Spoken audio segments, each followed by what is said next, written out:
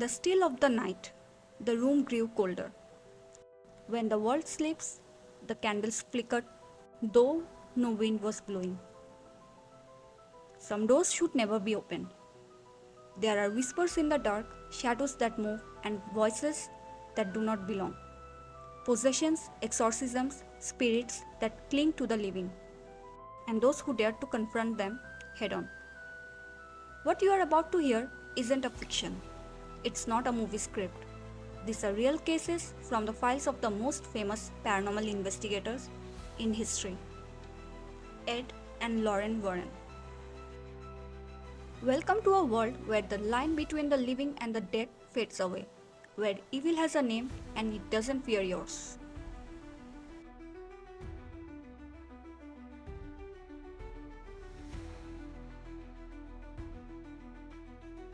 Before they were legends, before Hollywood made their entry, Ed and Lorraine were simply two people drawn together by love and the supernatural.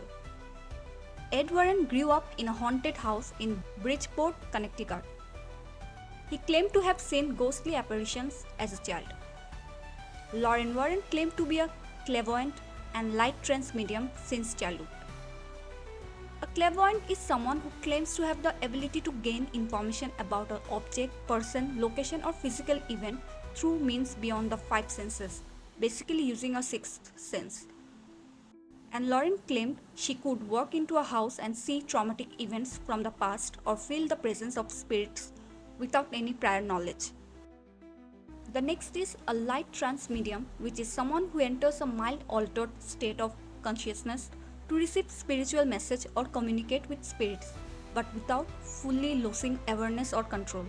And Lorraine was that person who might enter a quiet light trance to tune into the spiritual energy of a haunted location. She have many times described that she has seen auras and spirits that others couldn't. Ed and Lorraine met when Lorraine was just 16 at a movie theater, where Ed was an usher. By 17, Ed joined the Navy in World War II. After returning, he married Lorraine and they began their journey into the unknown together. They combined their unique skills. Ed, a self-taught demonologist, which means someone who studied demons, evil spirits, and related paranormal phenomena.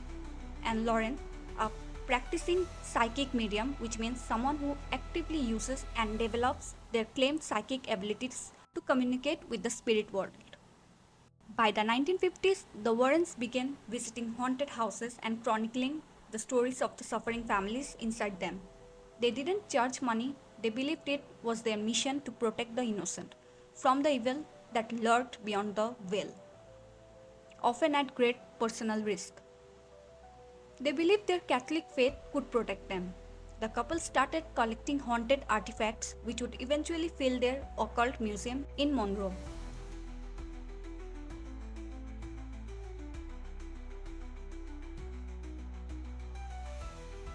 Exorcism is not a game and not a cinematic spectacle.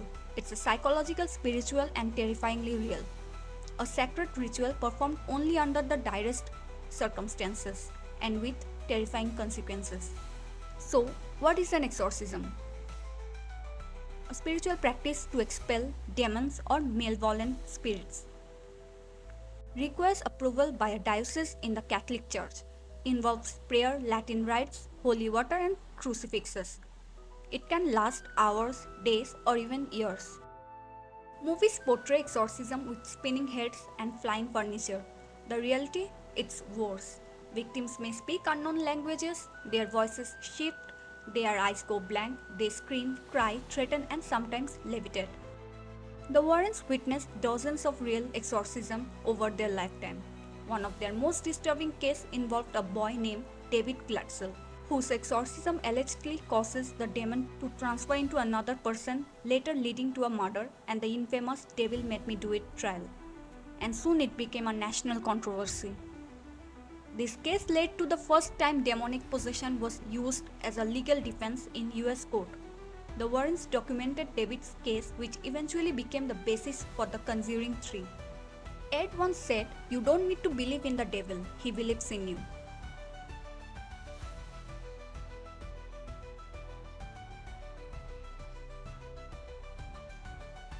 The Conjuring wasn't just a film, it was based on one of the Warrens' most terrifying cases, the Perron family haunting.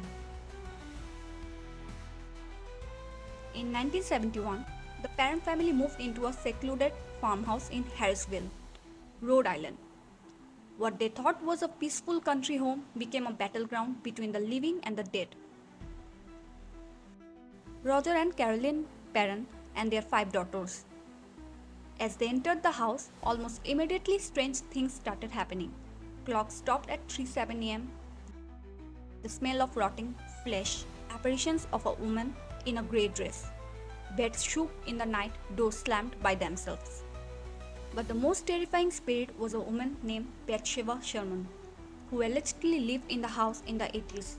Legend says she was a Saturn worshipper who sacrificed her child and cursed the land before hanging herself from a tree near the house. Ed and Lorraine were called in after Caroline became increasingly disturbed. Lorraine claimed to sense a dark, ancient energy in the house. They believed the home was cursed by multiple spirits, with Bathsheba being the strongest. Then they decided to do not an exorcism but a seance to communicate with the spirit. During the session, Caroline levitated, speak in languages she never knew, was flung across the room unconscious. The seance was not sanctioned by the Catholic Church and the Perron family, especially Roger, who was furious. He believed Ed and Lorraine had made things worse, not better. Roger threw them out of the house after seeing his wife suffer through what looked like a possession episode. Roger feared not only for his wife's safety but for his children's psychological health. He believed they had gone too far.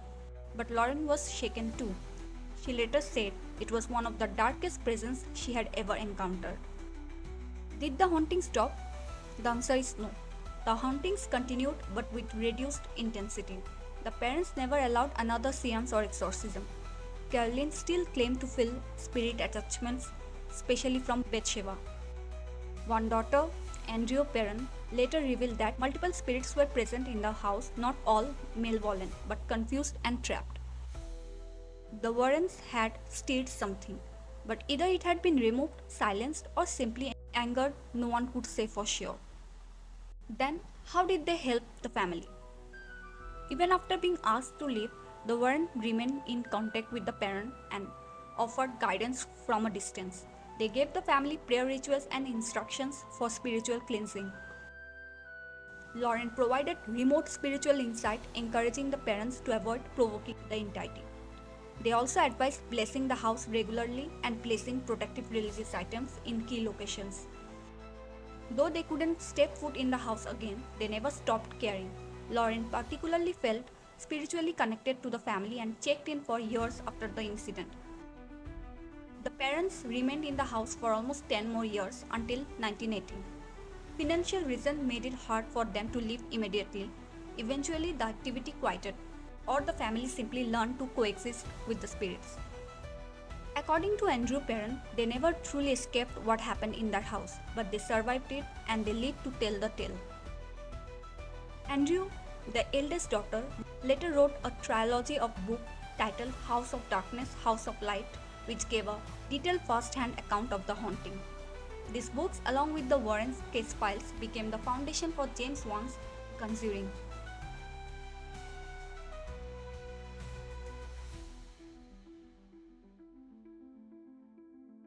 The case was so disturbing that the Warrens kept it locked in their files for decades. But in 2013, Hollywood finally brought the story to life in The Conjuring. It was documented extensively by the Warrens, had multiple living witnesses, the parent daughters.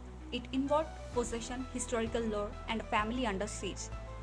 Director James Wan said he wanted to create a film that felt real, not just scary. The result? A movie based on official case files, with Lorraine herself consulting on set. Though Hollywood dramatized parts of the story, but much of what you saw on the screen was rooted in chilling truth, and the fear the parent felt was very, very real.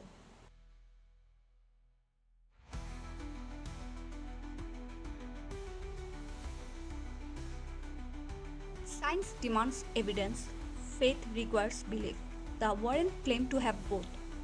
Skeptics say ghosts are hallucinations, sleep paralysis, or misunderstood psychology.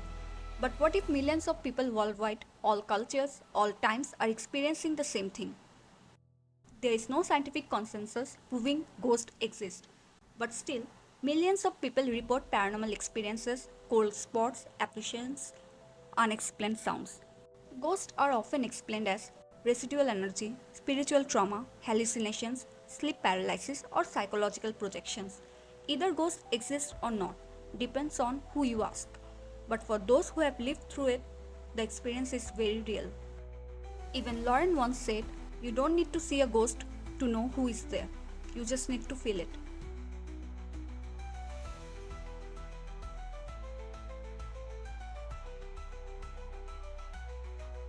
There is a popular saying that curiosity is human, but arrogance can be deadly. Ouija boards, ghost hunting, daring spirits to show themselves, these are not games, they are invitations. Many who mock or provoke spirits suffer unintended consequences. The dangers of challenging the unknown, spiritual attachment, entities follow you home. Even the Warrens warned against using Ouija boards, performing rituals, or visiting haunted places for fun. They even said that curiosity is fine, but mocking the other side is like knocking on a stranger's door in the middle of the night. You don't know who or what might answer. When you challenge the unknown, you invite it in, but what enters may not want to leave.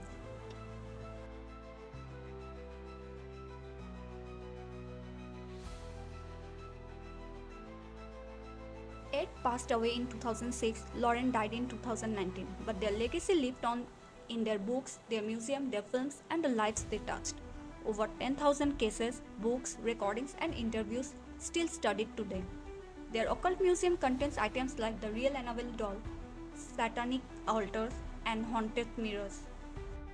The truth is, we may never know the full story, but as long as there are whispers in the dark, the Warrens will be remembered as the couple who dared to listen. One thing is certain, there are things in this world science can't explain, and the Warrens weren't afraid to face them. Sometimes the scariest thing is what you can't see. Evil is real. The question is, will you believe it before it believes in you? So here comes the end of the video. Do let us know if you believe in ghosts or not. Also, don't forget to like, share and subscribe. Thanks for watching.